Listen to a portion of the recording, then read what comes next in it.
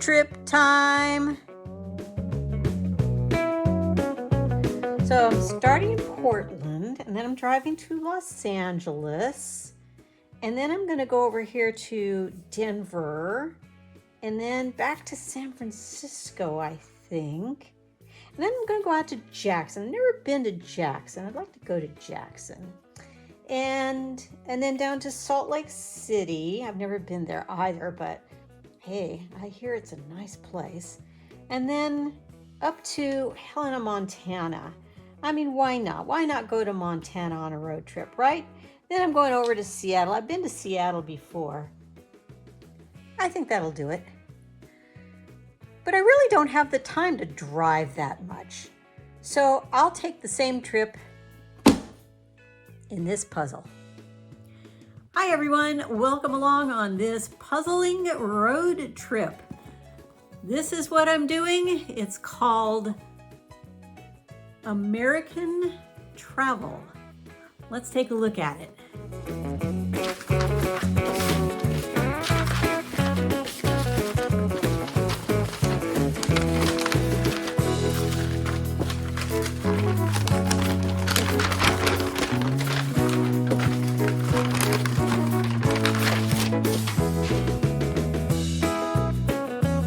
So here we go. A 500-piece puzzle. American Travel.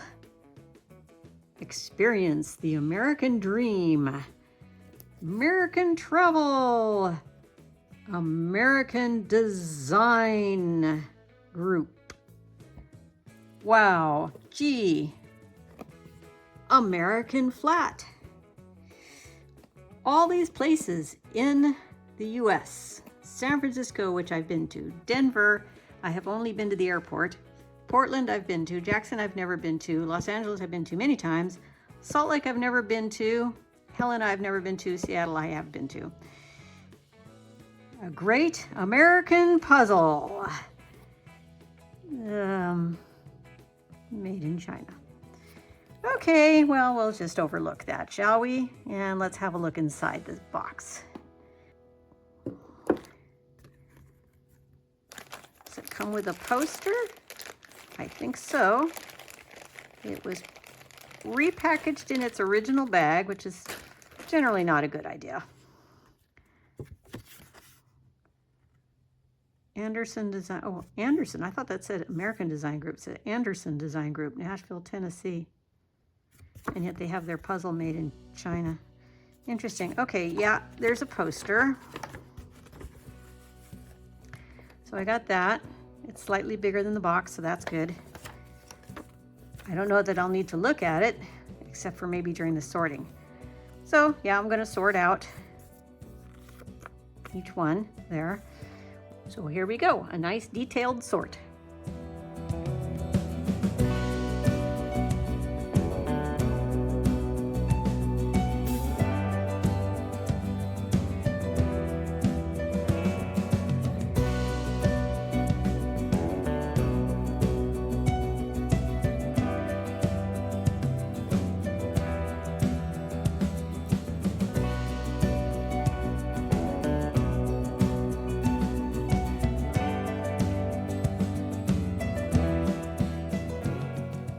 Things to say about this puzzle.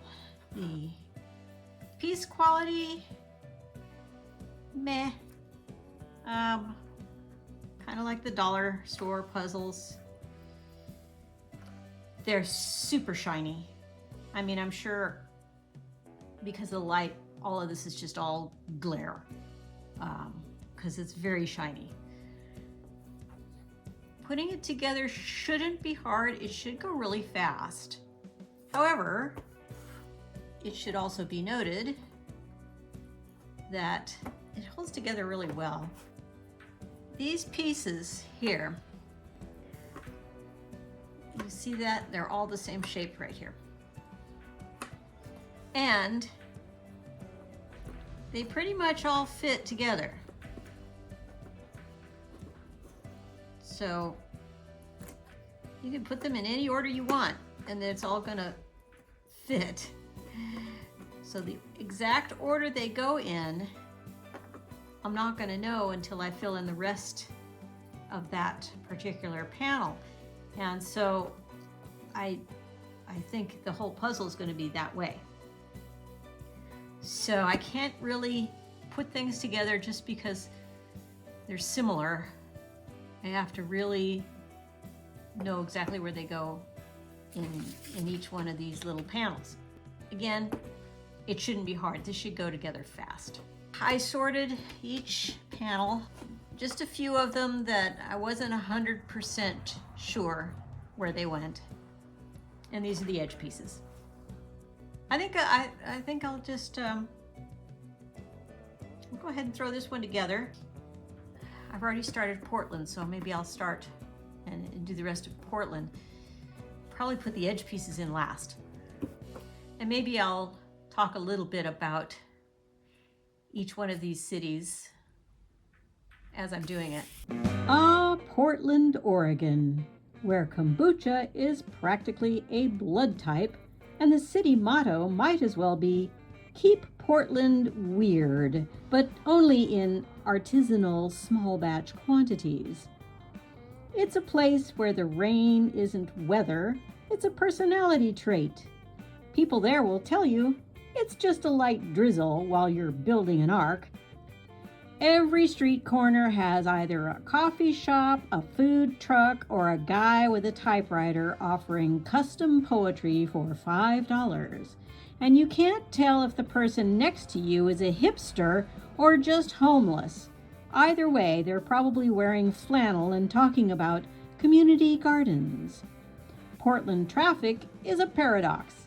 Everyone bikes, yet somehow I-5 is still a parking lot. Portland is like if Etsy, REI, and Whole Foods had a kid. And that kid dropped out of college to just focus on my art right now. Los Angeles, the land where dreams come true. If your dream is to spend 3 hours in traffic to travel 3 miles, it's about 960 miles from Portland, which sounds close until you realize that's roughly the same distance it takes for a Portlander to decide whether they're moving there or just visiting for pilot season. LA is basically Portland's loud, sunny, over-caffeinated cousin who moved away to make it big, but ended up selling protein shakes on Instagram. And while Portland has artisanal donuts, LA has artisanal juice cleanses that cost more than a week's worth of groceries in Portland. Everyone in LA is either an aspiring actor or an aspiring screenwriter or an aspiring dog influencer. And if you're not chasing fame, you're chasing parking, which is harder to find than authenticity on Rodeo Drive. So yes, Portland to LA is only about 960 miles, but culturally, it's like traveling from Willamette Valley Pinot Noir to I just had my chakras realigned in Malibu.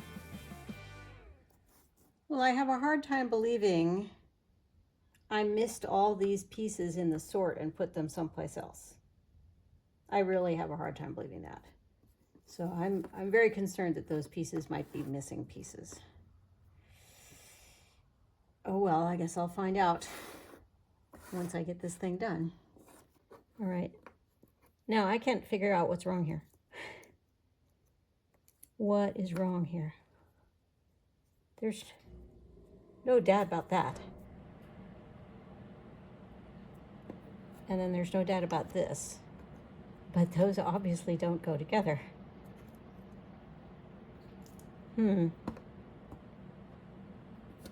Well, this puzzle, and look at this. Look at how much wider. Oh, I see what's wrong. Ugh.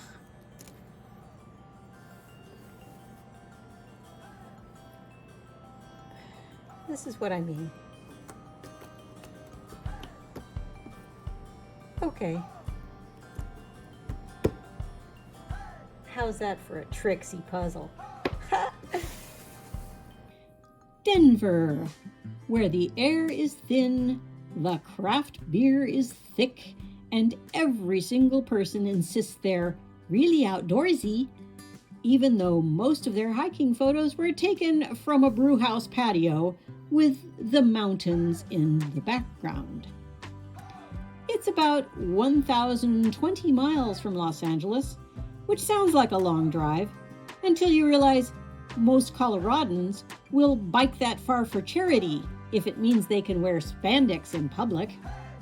Denver is like if REI opened a city. Everyone's got a Subaru, a dog with a backpack, and an unsolicited opinion on the best trail you're definitely not ready for yet.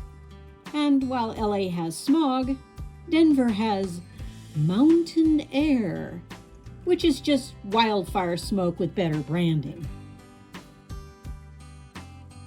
American travel culture loves to act like driving is some noble, all-American adventure, when in reality, it's just paying a fortune for gas so you can eat fast food in increasingly depressing rest stops. Sure, flying has TSA lines, crying babies, and the risk of sitting next to a guy eating tuna salad mid-flight, but at least it gets you there before your vacation days are all gone. Driving? That's just agreeing to turn your trip into a part-time job with worse pay and a bathroom schedule dictated by how badly you trust truck stop plumbing.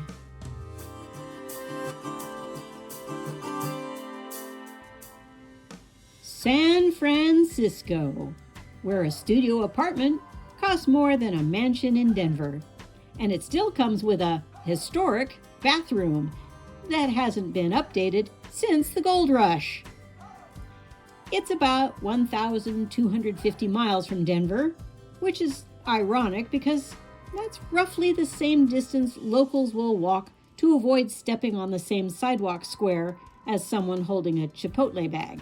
The city prides itself on innovation, which is a fancy way of saying, we made an app that charges you $12 to have a robot bring you gluten-free toast.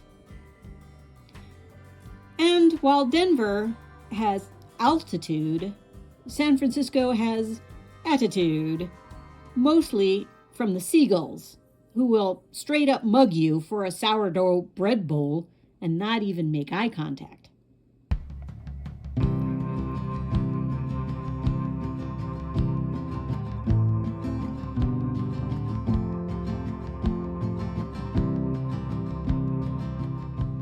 Jackson, Wyoming, the only place where you can spend $25 on a bison burger while wearing a cowboy hat you bought 20 minutes ago for $300. It's about 900 miles from San Francisco, which is funny because culturally it's about 900 light years away.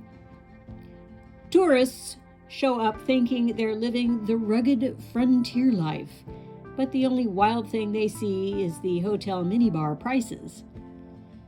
And while it markets itself as the real West, most of the horses there have seen more Instagram filters than actual cattle.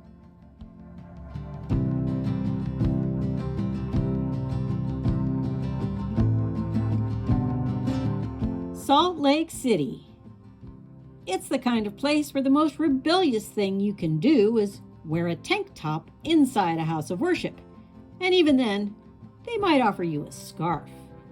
In case you're wondering how close or not Salt Lake City is to Jackson, Wyoming, the driving distance is approximately 278 miles. So yes, that means you'll be driving for about 4.5 to 6 hours depending on traffic, roads, and whether you're evading elk on the highway. Salt Lake City is like the well-behaved kid in the geography class. Nice enough, scared of controversy, and always making sure to apologize first. Jackson, on the other hand, is the rugged cousin who shows up with mud on their boots, actual wildlife on the lawn, and a real sense of adventure. So while Salt Lake might be close on a map, culturally, that's an entirely different trip.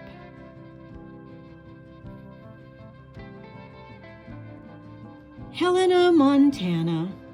The kind of capital city that makes you wonder if the state just picked it because all the other towns were busy that day. It's about 530 miles from Salt Lake City, which is fitting because that's roughly the same number of people who've accidentally driven through Helena thinking it was just a rest stop. And while Salt Lake has its whole clean-cut, orderly vibe, Helena feels like it was built by people who wanted to get away from literally everything, then got mad when the Wi-Fi didn't work.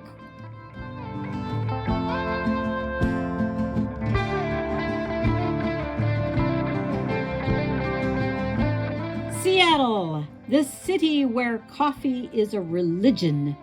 Tech bros are the clergy, and the rest of the population is just trying to find affordable housing somewhere between the Amazon spheres and a tent encampment.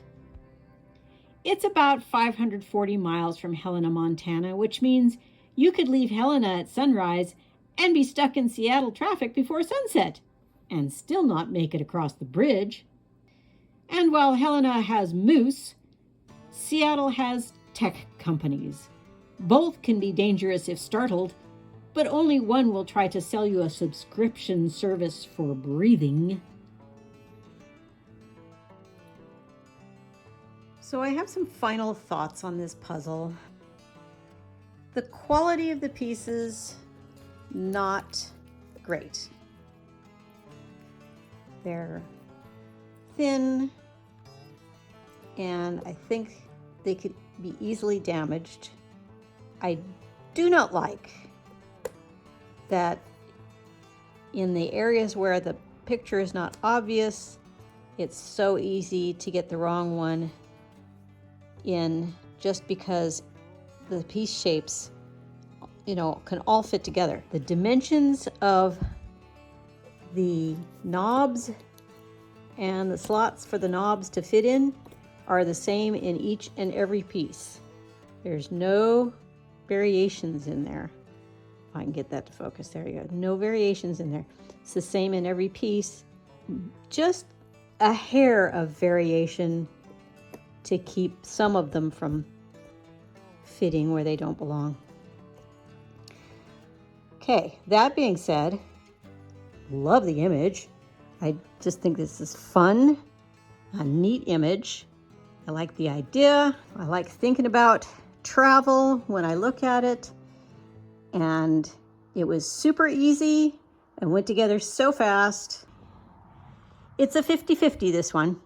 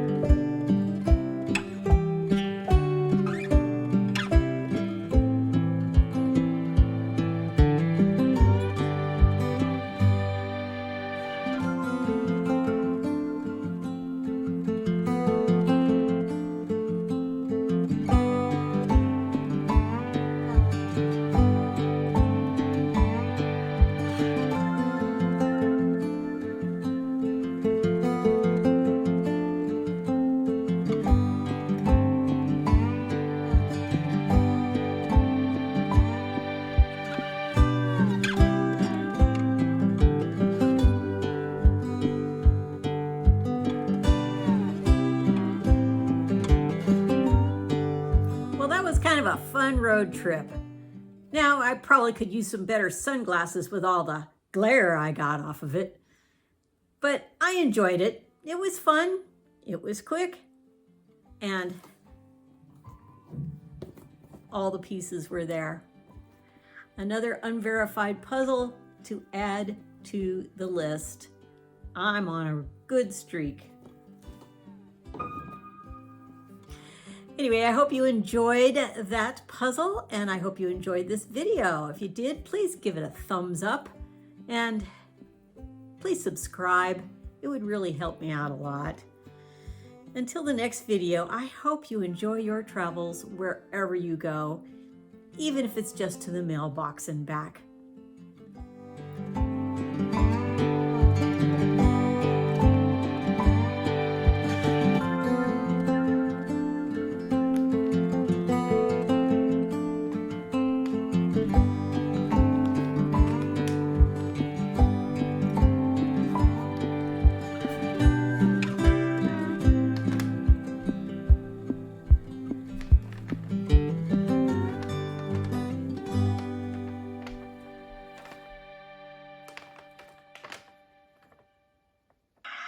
I've been wearing the same underwear since Tuesday. I can vouch for that.